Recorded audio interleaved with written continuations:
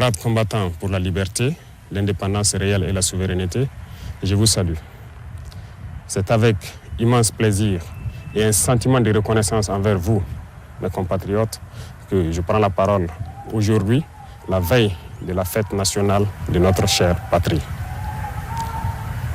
Avant tout propos, j'aimerais donc remercier le bon Dieu qui a fait en sorte que ce jour soit et pour tous les bienfaits pour notre chère patrie durant toute cette année 2025.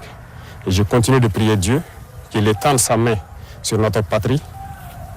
Je rends un vibrant hommage à toutes nos forces combattantes qui aujourd'hui, depuis plus d'un an, sont lancées dans une offensive audacieuse dans des territoires qui étaient autrefois considérés comme des bastions de l'ennemi et qui sont en train d'effectuer avec brio la reconquête de notre territoire.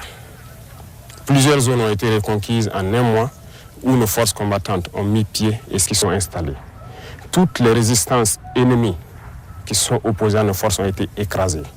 Et nous n'avons connu aucune perte en vie humaine au cours de ces offensives, rien que quelques blessés légers. D'ailleurs, ces blessés à qui je souhaite un prompt rétablissement et à tous les blessés de cette barbarie qui nous a été imposée. La souveraineté n'est pas qu'un mot, c'est un ensemble.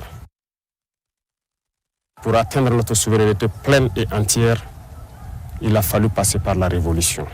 Cette révolution progressiste populaire décrétée est en cours. Le Burkina Faso aujourd'hui est une vitrine, est un modèle. Nous sommes observés, les gens nous suivent et nous n'avons pas le choix que de réussir. Et j'ai ce plaisir de dire que nous sommes sur la bonne voie et que nous allons réussir.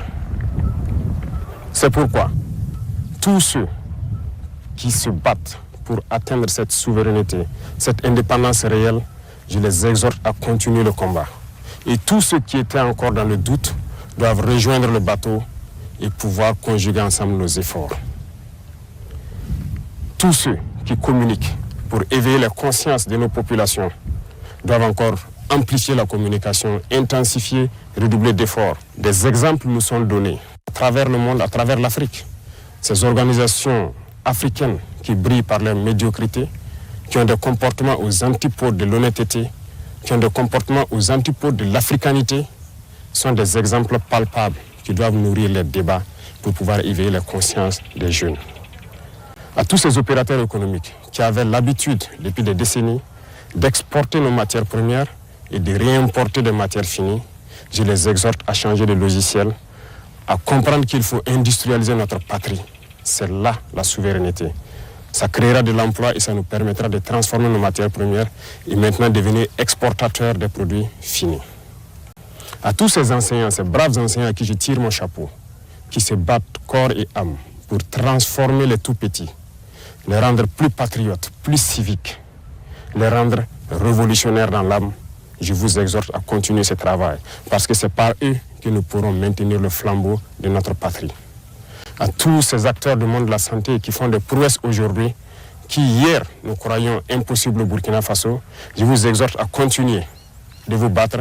Nous serons de votre côté, nous allons vous appuyer autant que possible en matériel, en logistique, pour que vous continuez à exprimer votre talent, à faire en sorte que ce qui se fait ailleurs puisse se faire ici. Et à conjuguer vos efforts avec le monde des tradipraticiens, ceux-là qui utilisent nos plantes pour nous soigner, parce que la souveraineté, elle est aussi sanitaire.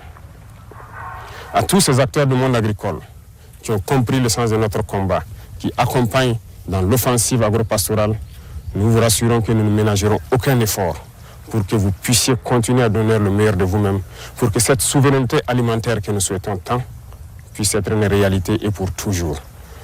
Quiconque parle de souveraineté ne peut pas tendre la main pour continuer à demander à manger.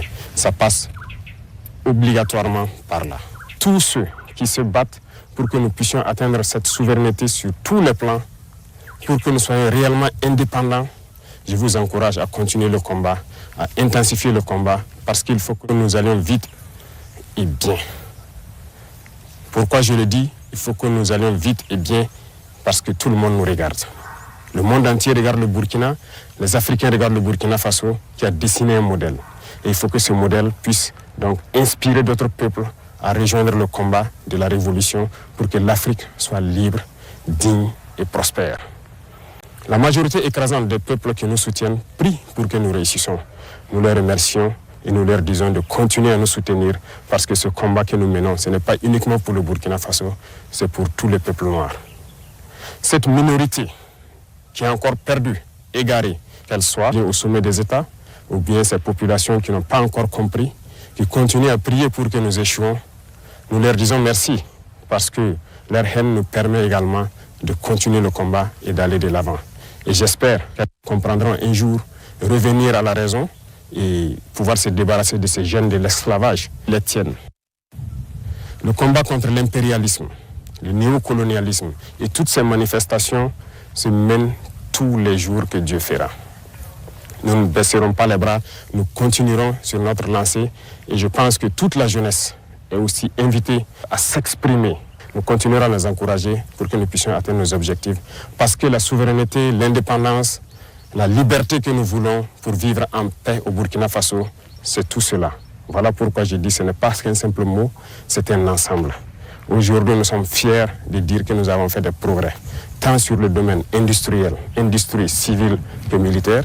Nous avons fait des progrès sur le domaine de la santé, nous avons fait des progrès sur le domaine des infrastructures, nous avons fait des progrès sur le domaine de la défense, de la reconquête. Ces criminels qui avaient occupé ces zones de notre patrie, croire que c'était leur sanctuaire, ont été délogés dans plusieurs zones, sont en train de fuir le Burkina Faso.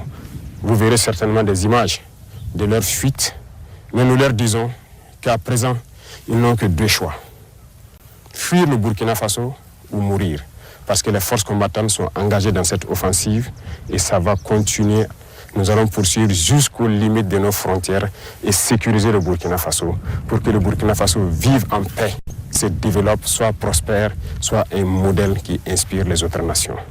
Je vous souhaite une très bonne fête d'indépendance dans la sobriété, bien sûr, que ce soit une occasion de réflexion, de pouvoir discuter, d'échanger, de communier pour réfléchir à l'avenir de notre chère patrie et pour que le Burkina Faso soit un modèle.